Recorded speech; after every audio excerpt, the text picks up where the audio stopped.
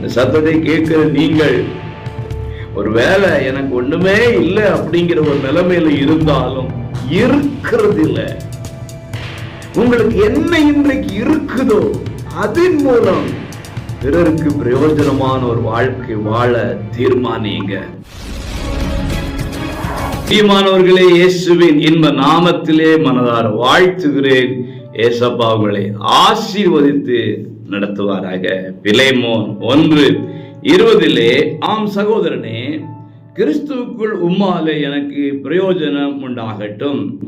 அன்புக்குரியவர்களே, நம்முடைய வாழ்க்கை பிறருக்கு பிரயோஜனம் உள்ளதாக இருக்க வேண்டும் என்கிறதுல கவனமாக இருக்க வேண்டும்.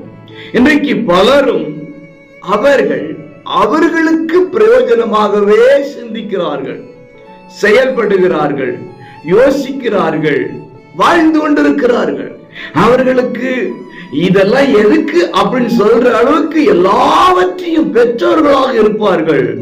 ஆனால் அதன் மூலம் பிறருக்கு எந்த விதத்திலும் பயனாக இருக்கவே மாட்டார்கள்.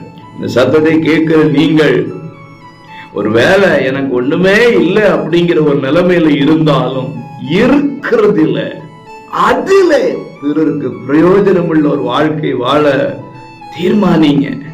அன்பை கொடுங்க, நேசத்தை கொடுங்க, பாசத்தை கொடுங்க, ஒரு வேற உணவை வாங்கி கொடுங்க, ஆறுதலாக இருங்க, சில நேரத்துல நீங்க கூட இருங்க.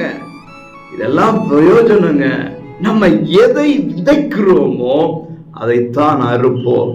பிரயோஜனம் உள்ள பாத்திரங்களாக வாழ்ந்து இயேசுவின் மூலம் ஆசீர்வதிக்கப்படுவோம். God bless you.